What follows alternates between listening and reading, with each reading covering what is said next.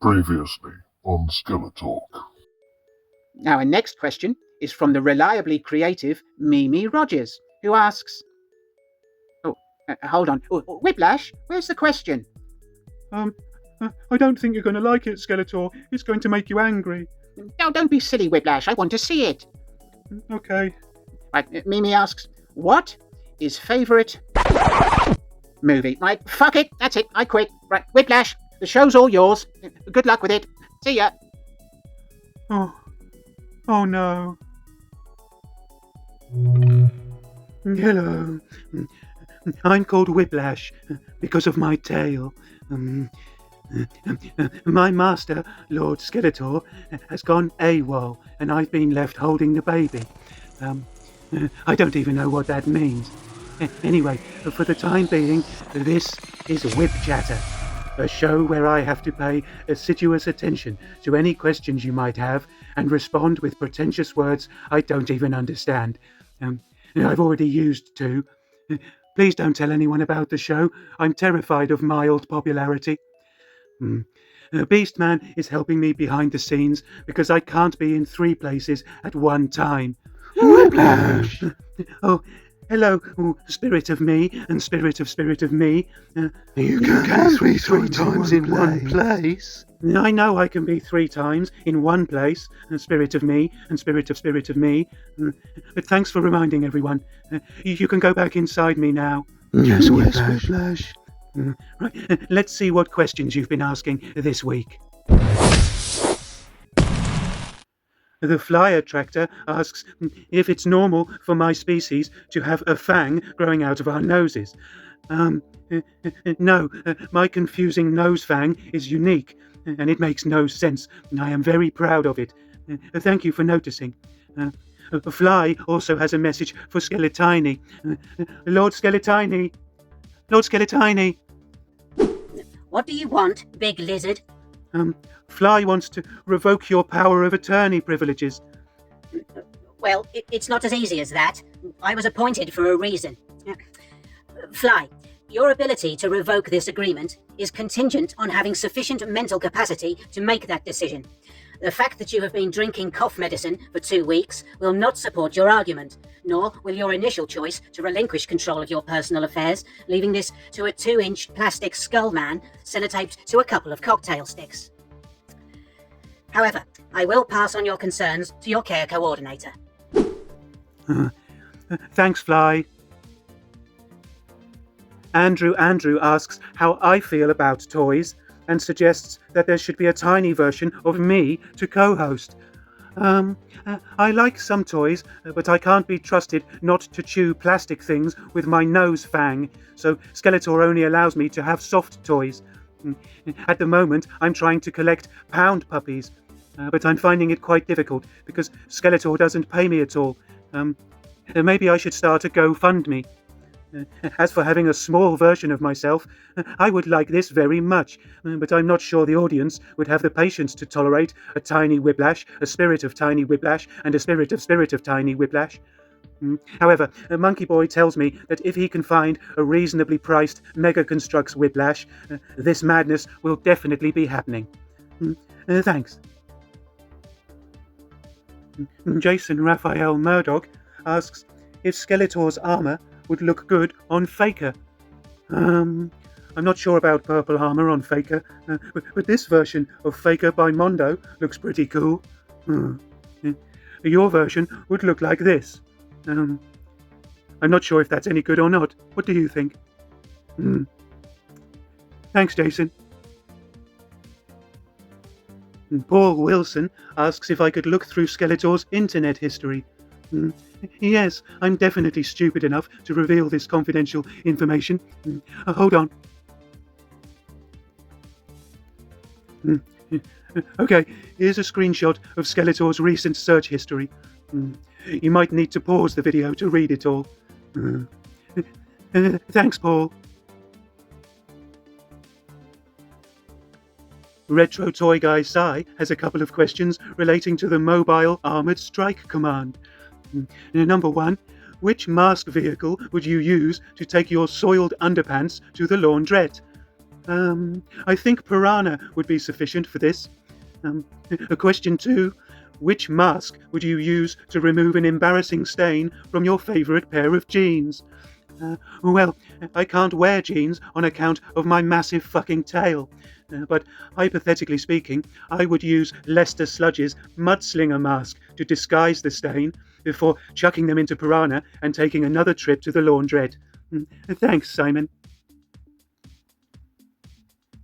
Arch Stanton asks, which tastes better, crayons, shoe leather, or eggshells? Shoe leather tastes the best, but it takes ages to eat. Chewing on crayons is fun, but it's difficult to brush my teeth afterwards. Eggshells don't really taste of anything, but they are a great source of calcium and mild gum injury. Thanks. Weapon Zero has a birthday this week and is wondering what I might get him. Well, Skeletor doesn't allow me to have any money of my own. Otherwise, I would have brought you a small yucca plant and a box of pins. Instead, I have created some pictures for your enjoyment.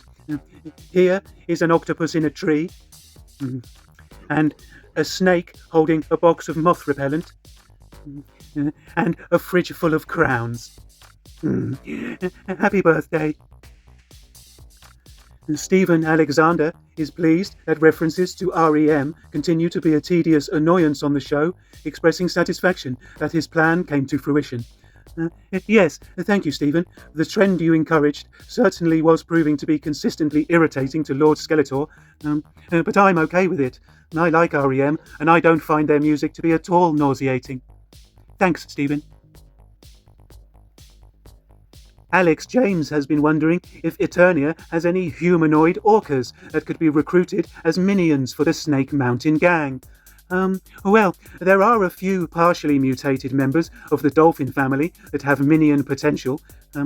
Unfortunately, none of them have any legs, and we have yet to find a plausible method to allow them to safely mobilize themselves autonomously on land. We have outsourced in an attempt to find a transportation solution for them, so watch this space. B. Stoot Lee, despite being warned of BBC Weather's broadcast bias, expresses approval of meteorologist and presenter Elizabeth Rizzini with regard to the accuracy of her analysis and asks for my thoughts. I'm sorry, B.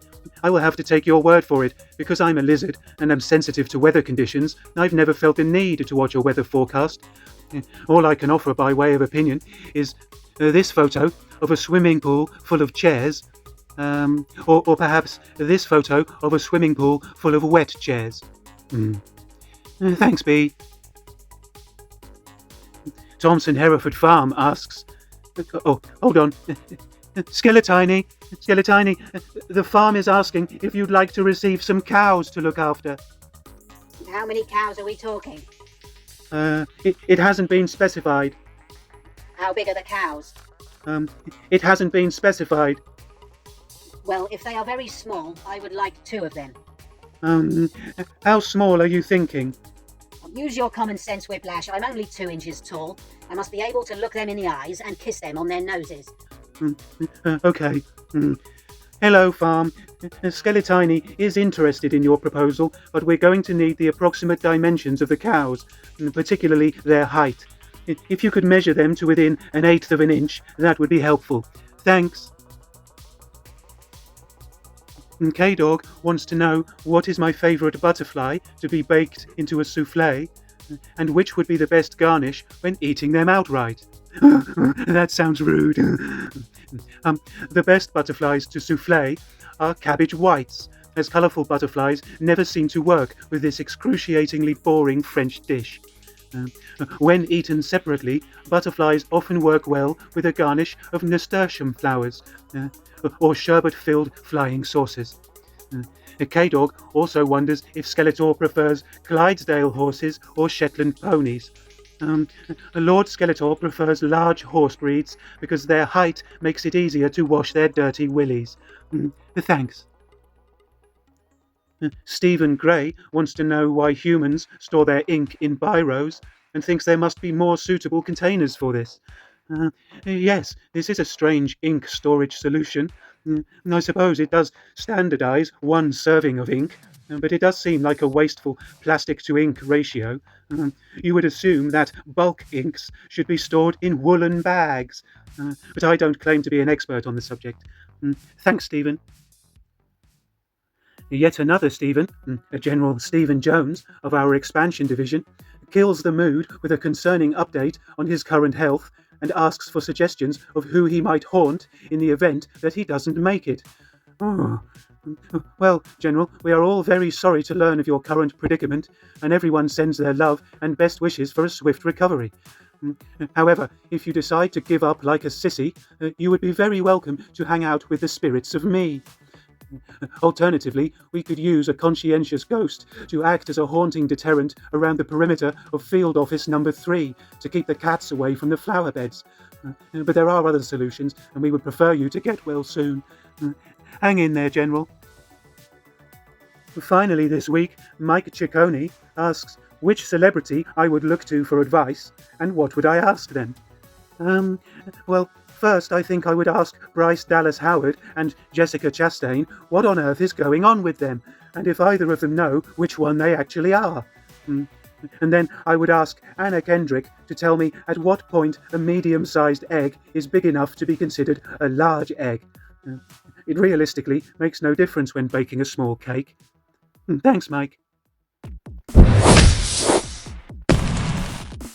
Well, that's the end of this week's show. Thanks for watching. I hope you enjoyed the episode.